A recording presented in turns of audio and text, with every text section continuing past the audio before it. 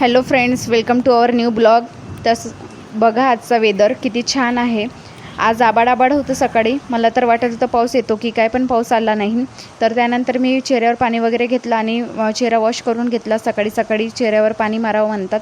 माझे हस्बंड नेहमीच मला म्हणतात की आधी चेहऱ्यावर पाणी घेत जा. तर मी पाणी वगैरे घेतलं चेहऱ्यावर. त्यानंतर मी आधीच माझा स्वयंपाक झालेला होता, कारण त्यांची ड्युटी होती संस्कारच्या पप्पांची सकाळची फर्स्ट. तर त्यांच्या 6:15 टिफिन रेडी करावा लागतो, कारण त्यांना 6:30ला परफेक्ट निघावं लागतं घरून. तर मी लाल भाजी, पोळी आणि भात त्यांच्या टिफिनवर दिलेला होता बनवून. आणि आमच्याकडता लाल भाजी म्हणजे आम्हाला सफिशियंट नव्हती. आम्ही 5-6 लोक आहो घरी. तर मी आज विचार केला होता, माझा मुलगा खूप मागे लागला होता, मम्मी सोयाबीनची वडीची भाजी कर. तर 2-3 महिने झाले तो माझ्या मागे लागला. मी जेव्हा पण घेऊन यायची तेव्हा ती वाचतच नव्हती, कारण मी पुलाव राईसमध्ये टाकून घेत होती ती वडी. तर आज मी डिसाईड केलं होतं, कालचा होता संडे आणि संडेला मी बाजारातून घेऊन आली होती त्याच्यासाठीच. तर मी म्हटलं नंतर मग पुलावचं वगैरे प्लॅन बनतो, तर आज आधी याच्या पसंतची सब्जी आवडती बनवून घ्यायची. तर मी त्याच्या फेवरेट भाजी बनवलेली होती आणि तो 10 वेळा मला विचारायला यायचा की मम्मी झाली का. त्यानंतर मी आंघोळ वगैरे करून घेतलेली होती आणि मग सामान शोधत होती तयारीचं, मेकअपचं वगैरे, माझं मॉइश्चर वगैरे. तर ते दिसत नव्हतं, कारण मी खाली गेलेली होती. खालीच ठेवलेला होता माझा मेकअपचा बॉक्स, कारण लग्नाला गेलेली होती मी 2-3 दिवसाआधी. तर खालीच तयारी करून घ्यायची मी रोज. माझी आई वगैरे घरी होती. आज माझी आई पण घरी नव्हती आणि बाबा वगैरे पण नव्हते. माझे बाबा आंदोलन होतं मोर्चा नागपूरला संविधान चौकमध्ये, आमच्या रेशन फेडरेशनचा. तर खूप दिवसापासून म्हणजे 6 ते 8 महिने झाले तब्बल. तेव्हापासून आम्हाला आमचं पेमेंट मिळालेलं नाही. तर आम्ही कसं जगावं यासाठी तिथे आंदोलन होतं. तर माझ्या बाबांना मी तिथे पाठवलेलं होतं. मी स्वतःच जाणार होती, पण मला नागपूरला जायला खूप कंटाळा येतो. मेन म्हणजे मला बस भावत नाही आणि ट्रॅव्हल करायची तर माझी बिलकुल इच्छा नसते समरमध्ये. तर गाड्या वगैरेच केल्या होत्या, त्यांना गाडीनेच पाठवलेलं होतं मी. आणि कारण संस्कार घरी होता, तर त्याच्याकडे एक जण पाहिजे लक्ष द्यायला. त्याला ट्युशन क्लासेसला नेऊन द्यावं लागते. त्यांनी अबॅकसच्या क्लासेस लावलेले आहेत. तर तो आला होता खाली माझ्या मागेच पाठोपाठ. तर मी त्याला विचारत होती की बेटा तू दार लावले का वरचे. तर तो म्हणाला हो, नाही लावले असतील तर लावून ये म्हटलं, कारण आमच्याकडे बंदरं खूप येतात माकड. तर ते घरामध्ये किचनमध्ये जाऊन पूर्ण जे काय आहे ते डबे वगैरे चेक करून खातात आणि पूर्ण किचन तहसनेस करून ठेवतात. तर मी अशा प्रकारे माझी तयारी वगैरे करून घेतली व्यवस्थित. तर संस्कार पुन्हा रिचेक करायला गेला की मी दार लावलं की नाही. तर बघा, मी न्यू हेअर कट केलेली होती. आता तब्बल झाला 1.5 महिना वगैरे, तर मी न्यू हेअर कट केलेली आहे. तर कशी वाटली तुम्हाला माझी हेअरकट कमेंटमध्ये नक्की सांगा. रामटेकच्या सलूनमध्ये फर्स्ट टाईम मी म्हणजे जेंट्सच्या हाताने केलेली आहे, मुलाच्या हाताने. तर छान केली त्यांनी, मला खूप आवडली, कारण मी फर्स्ट टाईम अशी केस केलेले आहे. आणि मी याच्या आधी काटलेले आहे, कट केलेले आहे केस. तर ते तसे जसे मला हवे होते तसे मिळतच नव्हते कट करून. तर यावेळेस माझी बहीण माझ्यासोबत आलेली होती. मी फर्स्ट टाईम गेली होती, पण त्यांनी कट केले तर ते कट केल्यासारखेच नाही वाटत होते. आणि नंतर माझ्या बहिणीने मला सेकंड टाईम घेऊन गेली आणि माझे केस कट करून दिले तिच्या वेळेने, तिला जसे पाहिजे होते तसे, आणि मलाही जसे हवे होते तसे मिळाले. पण माझ्या मुलाला वगैरे नाही आवडले. तो मला नेहमी म्हणतो मम्मी तुझे केस असे झाले, तुझे आधीचे छान दिसत होते. पण मला बाहेर वगैरे जावं लागत होतं, तर केस कळायचा खूप कंटाळा. आणि माझे पातळ केस होते, तर खूप गुंता होत होता केसांच्या, आणि माझे केस पण खूप जायचे. तर त्यामुळे जर तुमच्या लक्षामध्ये असेल, तुम्हाला माहिती असेल की केस गळतात, त्याच्यासाठी कोणतं यूज करता तुम्ही ऑइल वगैरे ज्याने केस वगैरे गळत नाही, तर मला कमेंटमध्ये नक्कीच सांगा. मला हेल्प होईल तुमची मदत. आणि बघा माझी हेअरकट मला फार आवडते. मी खूप मटकते माझ्या केसांवर आता. म्हणजे नवीन आपण हेअरकट केली तर सर्वांचंच असते ते. आणि मग त्यानंतर मी पावडर वगैरे लावून घेतला. तर तुम्ही कोणता पावडर वगैरे यूज करता कमेंटमध्ये नक्कीच सांगा. मी माझ्या बॉडीचं टेक केअर करणार असं डिसाईड केलेलं आहे यानंतर. कारण मी फक्त किचन, मुलगा, हजबंड, आईवडील यांच्याकडेच लक्ष देण्यामध्ये बिझी होती. मी स्वतःकडे लक्षच नाही देत होती. पण मी डिसाईड केलं आहे की मी स्वतःकडे पण आता लक्ष देणार. तर आणि प्रत्येक बाईने ते द्यायलाच पाहिजे असं मला तरी वाटते. तर मी पण डिसाईड केलं की मी आता स्वतःच्या बॉडीकडे आणि स्वतःकडे लक्ष देणार. तर म्हणून मी स्वतःला आता मेंटेन ठेवते.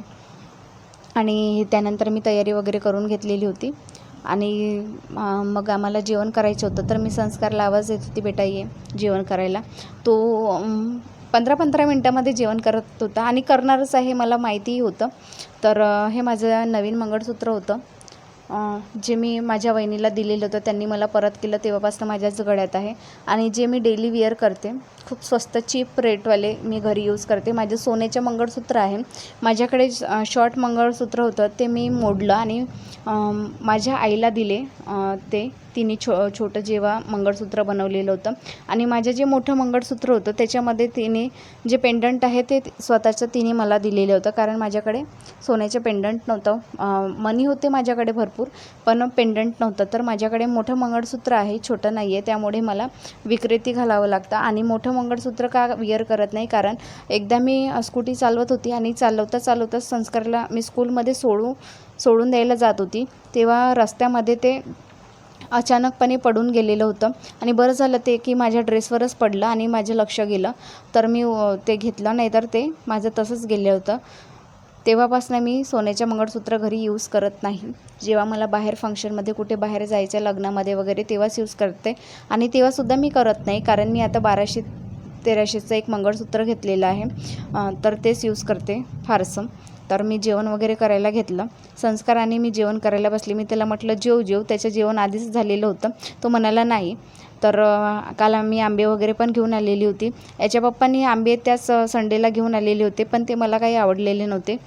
त्यांनी 5 किलो आंबे आणलेले होते, पण ते व्यवस्थित नव्हते. मला असे आंबे खायचे होते आणि मला आंबे फार आवडतात.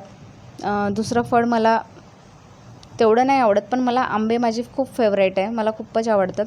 तर मी अशा प्रकारे आम्ही जेवण वगैरे करून घेतलं. तर या सगळेजण सोयाबीनची सब्जी खायला, भाजी खायला. आणि छान झालेली होती भाजी, ना तिखट ना खारट वगैरे, सगळं व्यवस्थित होतं. आणि माझा मुलगा तर टी व्ही बघण्यामध्येच बिझी. मुलांच्या समर सुरू झाले तर तो टी व्हीमध्येच खूप टी व्ही बघतो आता. पण मी त्याला सांगितलेलं आहे की तू जास्त टी व्ही बघायची नाही, आणि त्याकरिताच मी त्याला ॲबॅकस क्लासेस वगैरे लावून दिलेले आहेत. तर मग मी आराम वगैरे करून घेतला दोघांनी.